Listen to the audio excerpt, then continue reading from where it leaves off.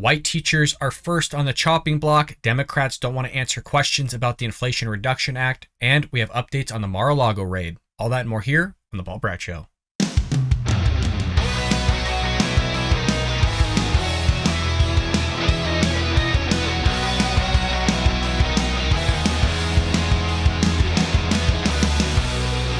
Welcome to The Bald Brad Show. It is Tuesday, August 16th, and as always, I couldn't be happier than to share these mornings with all of you, my friends, and true American patriots, where we come together as a community, go over the stories of the day, and bring you all the news and information you need to know about. So if you want to join us here at The Bald Brad Show, and we hope that you do, hop on the bandwagon, hit that like and subscribe button. If you're over at Rumble, hit the plus and give us a comment down below. And if you're listening on any of the podcast airwaves, Apple, Google, Spotify, etc., heck, folks, you can find us anywhere. Leave us a lovely 5-star review. Not only would you be helping a conservative, but most importantly, you'd be supporting getting conservative thought and ideas out there to new viewers who haven't seen our content or our channel. So your help and support would be greatly appreciated. With that being said, folks, this is going to be a little bit of a shorter episode because quite frankly, I'm losing my voice. It was the first day of work. It was the first day of school. The kids are back and I had to be lecturing and talking all day. This always happens the first week. My voice goes out. I've been doing everything I can, folks, to record this episode and make sure my voice stays. Lemon water, hot water, tea, cough drops. I've done the whole shebang today, so we're going to see how long my voice lasts. With that being said, talking about school, this lead story, our first story. Folks, are you sitting down for this? Because it is crazy. We have Minneapolis School District agrees to access white teachers first in the event of layoffs. What? Yes, they're going to get rid of the white teachers first and keep all the minority students, regardless of how good of a teacher you are. So if you're an amazing white teacher, like you are one of the best in the district, they're going to get rid of you first because you're white and keep somebody that might not be as good at their job because they're a minority. You can't make this stuff up. This is what the Democrats want. This is what the progressive left wants. I mean, it's as if we're reverting back to segregation. It's as if we're reverting back to racism and they don't see it. They're completely blind to it. So Minneapolis Public Schools and the Minneapolis Federation of Teachers have come to an agreement that will, among other things, protect members of underrepresented populations from possible layoffs at the expense of white teachers with more experience. Yes, you heard that correctly. So they're going to hurt the students by getting rid of the white teachers that have more experience and probably are better teachers than some of the underrepresented populations. I'm putting those in quotes because that's what they said. At the expense of the students, just so, they keep all this diversity and racial inclusion and all this other stuff. In a nutshell, this is just racist. This is like affirmative action and all these other policies they want to put in place to kind of even things out. The two sides came to an agreement back in March to end a 2-week strike.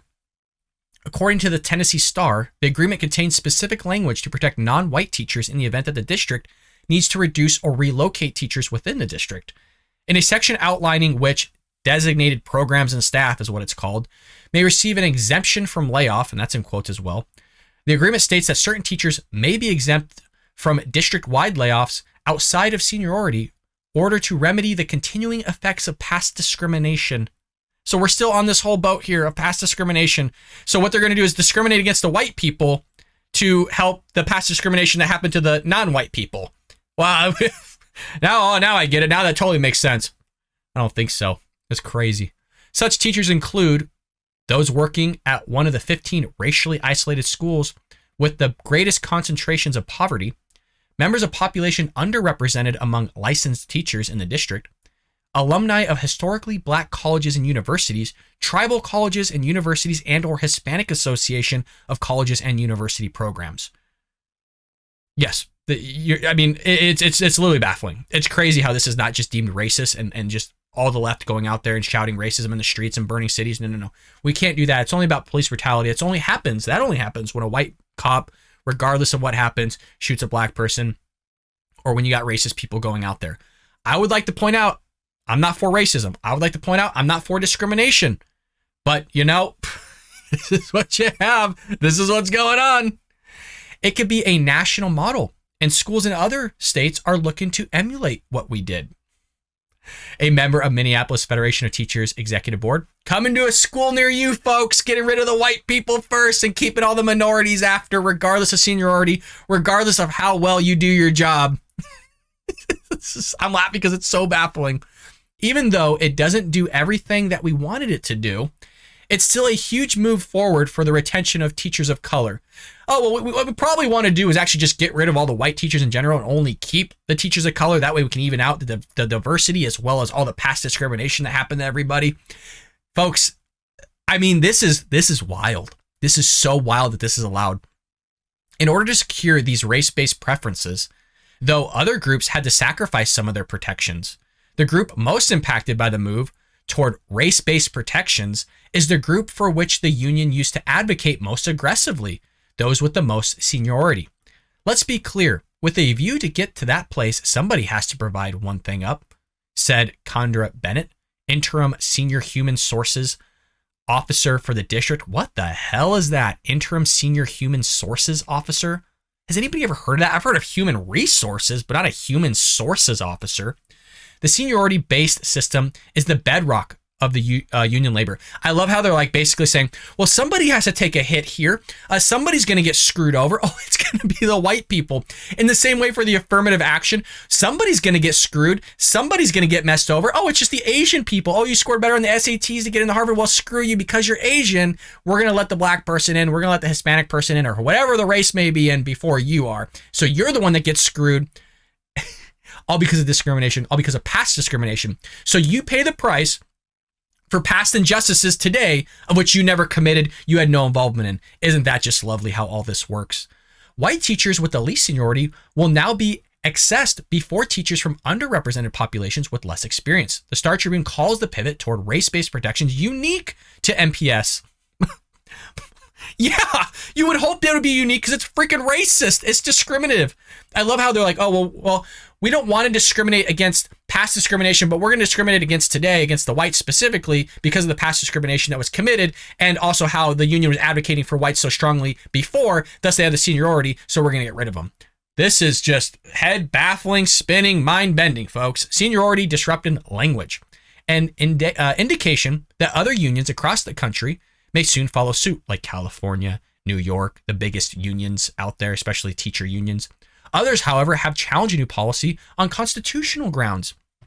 When it comes to termination, an employer can't racially discriminate even against whites. The left doesn't think so, though. The left thinks that you can. Look at affirmative action. That's the greatest example we can point towards. They think you can do this. This comes from a constitutional lawyer. The Third Circuit Court of Appeals ruled in 1996 that a school district can't consider race even as a tiebreaker in deciding who to lay off, even though to promote diversity because that unduly trammels the white teacher's rights. And putting that aside, the school district can't not consider race to promote diversity when black people weren't seriously underrepresented in the workforce as a whole. They don't care. They're going to do it anyways. You think they care about the Constitution? We're talking about the progressive left here and portions of the Democrat Party. They don't care. Look, if they cared, then this, at least some way, has to be a linear connection to affirmative action. In some way, shape, or form, has to be a connection to it, right? I mean, you could see it, even if it was a rough analogy, you could see the connection, but they don't care. They're going to screw over some sort of somebody. Just so happens to be race. It just so happens to be white people in pushing a certain agenda. And that's because there's some injustice, some discrimination, some racism that happened in the past. And they're trying to eradicate that and rectify it today by screwing over other people that had no involvement in that racism, had no involvement in the discrimination, but at the expense of themselves and others, as well as the students. Well, moving into our next thing, we got a video clip here in a moment, folks, and it just echoes the Democrat Party platform. So there's a Democrat representative, and you've seen this man before. He has some of the worst hair in America, and coming from a guy that doesn't have any hair, I'm saying a lot there. Well, this Democrat representative refuses to say how Inflation Reduction Act will lower inflation. Typical. Now, to give you a little backstory, this whole Inflation Reduction Act is just the government, once again, spending our taxpayer dollars on something that doesn't actually reduce inflation. We did a video on Sunday, and if you haven't seen that video, go and check it out. For the love of God, watch Karine Jean-Pierre just dodge the whole idea of the Inflation Reduction Act doesn't actually reduce inflation. It's an Orwellian statement, and she doesn't want to admit it. It's baffling how they just continually get away with this type of stuff. You have Congressman Jamie Raskin. This guy's from Maryland. Just as Democrat as they come, as political as they come, in my opinion, I think the guy's corrupt. It's just an opinion. Well, he was more than happy to talk about the recently passed Inflation Reduction Act until the reporter dared to ask him what specifically the package might do to lower inflation and thus reduce the strain on Americans' budget. I hope you're all ready for this. This is a great 24-second clip. This reporter did a fabulous job of questioning, and just watch his response here, folks. Watch this response. Let's go ahead and roll it. As soon as the act goes into effect, I hope that all of the provisions will begin to work. I know that those who've been blaming President Biden for the inflation going up are now giving President Biden all the credit for inflation going down. So we're moving things in the right direction already. And what parts of the bill do you think will quickly work on that specifically? The next question is... Oh, how convenient. Next question. Sounds a lot like the way Joe Biden talks. Sounds a lot like how Jen Psaki talked. And then echoing what Karine Jean-Pierre sounds like every time Peter Doocy asks her a question. I mean, we did a whole short on counting how many she said in a 59-second time span, and we counted 25. Mind you, the clip keeps going. I can only upload 1 minute.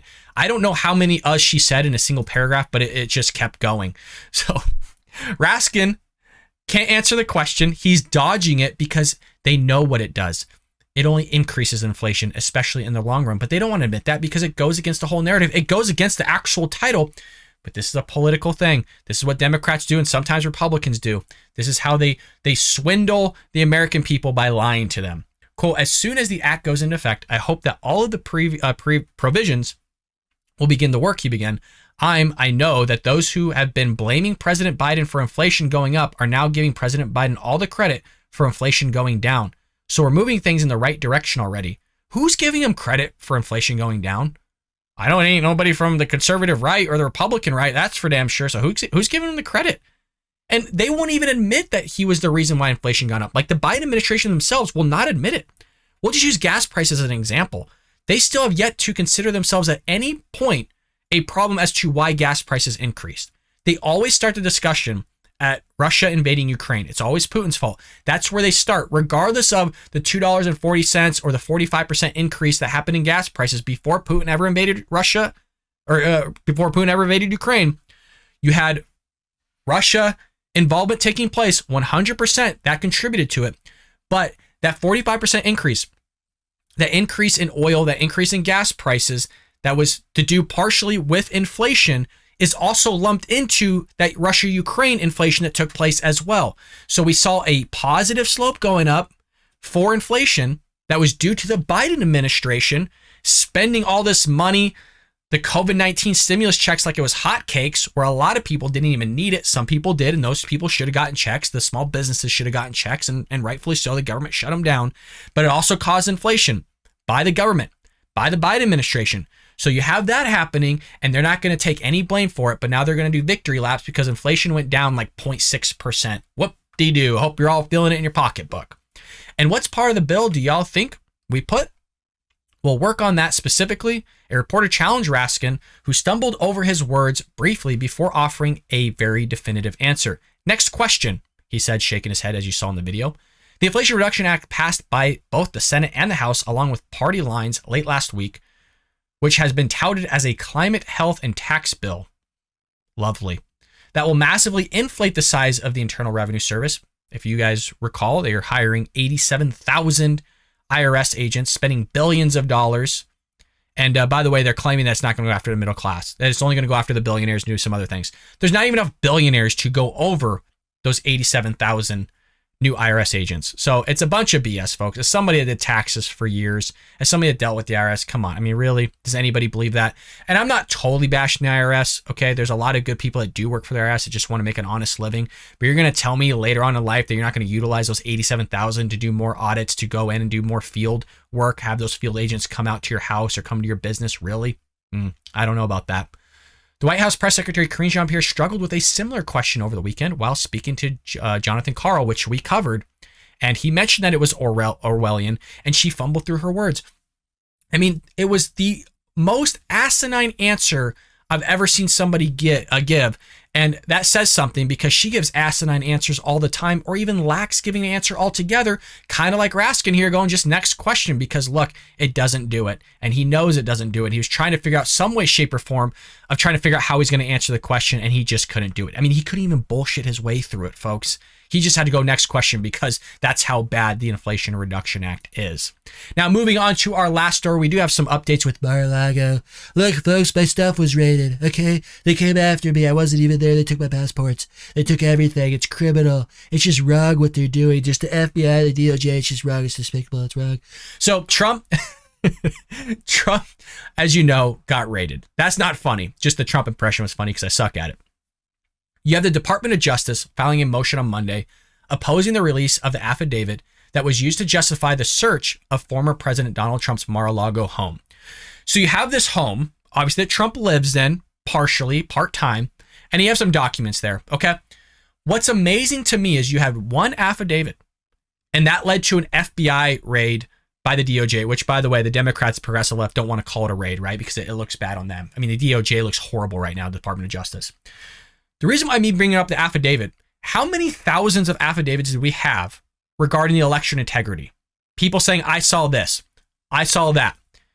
Where's all the raids? Where's all the seizing of documents? Where's the investigations there? Thousands of them. You have one guy giving an affidavit. I understand affidavits are somewhat important, right? I mean, you're basically under oath while you're writing it. Saying, hey, this is where the documents are. This is what's at Trump's place. And they go in, they take his passports, they go through Melania's underwear drawer looking for documents about nuclear warheads or whatever they're saying, blah, blah, blah. We all know what it was really for, to find anything they can about this man. But they're not going to go and do this about election integrity, which we know there was dead people that voted. We have verifiable evidence that there's people that voted. We have dead people that voted. We have verifiable evidence that there's people that voted that never even lived at the address, which you can't make a vote for. We know concretely, we have evidence that people received multiple ballots in the mail and were voting with multiple ballots in the mail. All affidavits. We have people doing shady stuff everywhere with thousands of affidavits. Nothing.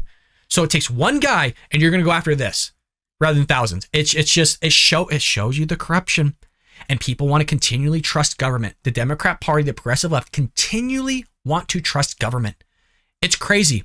And they have the cojones, you guys, to say, oh, well, Republicans and conservatives want the power. They want bigger government. It just shows you how dumb some are. Just some. It just shows you. I mean, there's such a disconnect between the Democrat Party, the progressive left, and what Republicans and conservatives actually believe in. And you want to know why there's such a disconnect? Because they grow up in a milieu. They grow up in an entire education system, as well as universities and colleges. They grow up in this bubble, this social environment, this milieu, to where that's all they hear is leftist things, Democrat things. They rarely ever get conservative thought and ideas out there, which is like why I said you gotta like and subscribe to this video so maybe we can red pill or awaken some people. But because they haven't got anything else, they actually don't know what we believe in. They actually don't know what Republicans are, what their values are, what their foundation is, and what they believe in. And then you extrapolate that to conservatives, which is different than Republicans. They don't even have a damn clue. So they actually think that we want more power. They actually think that we want more government. They're so far off. They are so lost. It is ridiculous. And it shows you how lost they are. I mean, look at what they're doing to the country. I mean, hell, you can look at probably in your own locality if you live in a Democrat-ran area to see what they're doing. And look what they're doing to this great man, Donald Trump. Going and raiding him. The things that this man did and sacrificed for this country, his business, his dealings, his hotels, he took a loss on all this stuff because people just didn't like him. They didn't like the way that he talked, even though he's a New Yorker, even though he's a freaking billionaire, a playboy, and they're all shocked that he was hooking up with women. Like, oh my God, why would he do that? What? Really? Like as if you haven't seen an episode of TV ever.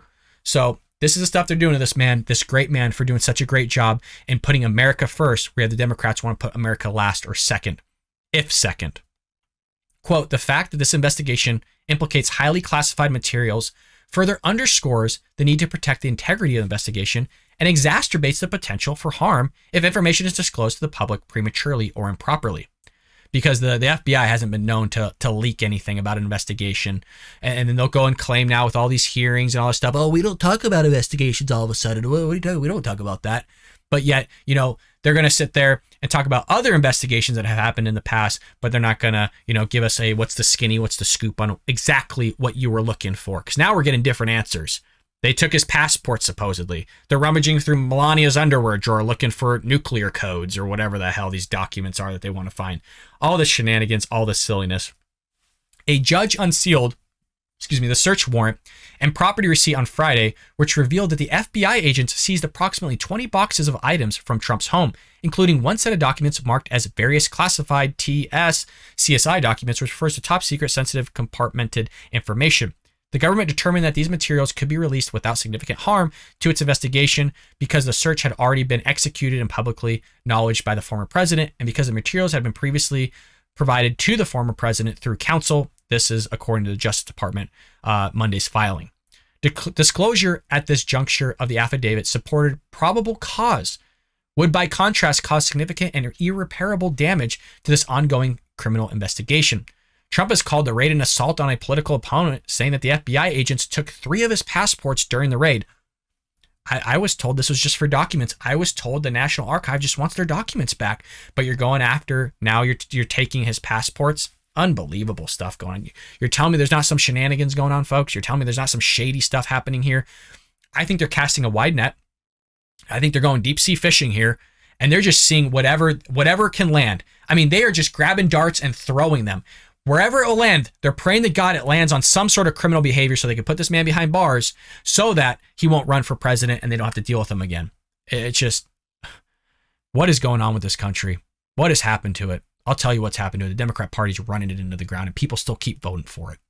Trump has called the raid an assault on a political opponent. There has never been a time like this where law enforcement has been used to break into the house of a former president of the United States. And there's a tremendous anger in the country at a level that's never before seen, other than during various perilous times. 100% correct. This is what Trump tells Fox News Digital. I'm pissed. I'm keeping my emotions lowered here. This is ridiculous. And the biggest pet peeve of mine is the hypocritical crap that Merrick Garland was saying, what Democrats are saying, the stuff that you have on Biden. Forget an affidavit on Biden. You have recordings. You have freaking pictures. You have emails. You have voicemails. You have so much stuff, more than an affidavit, and you won't go after him. And the same thing, you had evidence after evidence with Hillary Clinton and her server, just her server. There's so much other crap. Don't even get me into Benghazi. There's so much stuff, and you wouldn't do anything. You even said she broke the law, and we're not going to prosecute it because it's never really happened. It's unprecedented. So we're not going to do it, even though we know what she did. So they're not going to do that. You got Hunter Biden, his laptop. The dude's still riding on Air Force One. That's what bugs the hell out of me. I'm losing my voice here. It's just that the hypocrisy and the corruption that is going on. At least just give us a little bit of 50-50 here. You know, for people that push this whole equality thing, and they'll use race, they'll use past discriminations, all this stuff, you know, equality at the end of the day, equality of outcome. You know, they're not equal in terms of anything that they ever do. Just like our first story of the day, they're going to get rid of the white people first. All the minorities get to keep their jobs. In the same way here, it's always the Republicans and conservatives that get investigated. The Democrats just go scotch-free on everything. Again, like you said, there's just never been a time where law enforcement has done anything like this. Jimmy Carter had documents, Reagan had documents, Bush had documents, Clinton had documents, Obama had documents, but no raids on them. Affidavits, maybe, but you got one. But you know, you got thousands of them out there, and they won't even just question the election integrity because you're crazy. You're a crazy conspiracy theorist if you think there was a few people that might have broke the law in voting. But you know, they're going to go after the former president here that freaking puts Americans first. Just lovely. The Justice Department said Monday that it does not oppose to release other documents such as cover sheets for the warrant and the government's motion to seal. Other lawmakers have also called for the release of the affidavit and other documents supporting the search warrant from the Trump's home. But you know, what's baffling to me is Merrick Garland comes out and be like, oh, we're going to be the most transparent freaking DOJ there's ever been. And then he's not releasing everything. So you're not going to be the most transparent. You got to love this. The Biden administration echoed this crap too. Oh, we're going to be the most transparent administration. Biden has never, at least to my knowledge, has sat on the podium up front where the White House press secretary stands and is just taking unfiltered questions from the press corps. We're going on almost 2 years at some point here, and he has yet to do it. But he's going to go ride around on the beach on his bicycle with the Secret Service around that probably dropped him off like a couple feet before he ever got recorded. And when he does get recorded, he falls off his bicycle, can't handle simple questions. So we all know what's going on here. We all can see it. It's out there in the open. If it's this much out there in the open, can you imagine on what type of corruption is going on behind the scenes, folks? It must be crazy. The Democratic and Republican leaders of the Senate Intelligence Committee sent a letter to Attorney General Merrick Garland and Director of National Intelligence Avril Haines on Sunday requesting the specific intelligence documents seized from Mar-a-Lago. Lindsey Graham tweeted on Monday afternoon that it is imperative the Justice Department release the affidavit justifying the raid. The issue now goes back to the magistrate judge, who may ask Trump's team whether they should support the release of the affidavit. So, look, Trump can release some of this stuff himself. Some of the stuff they need, obviously, the magistrate judge, to do it on their end.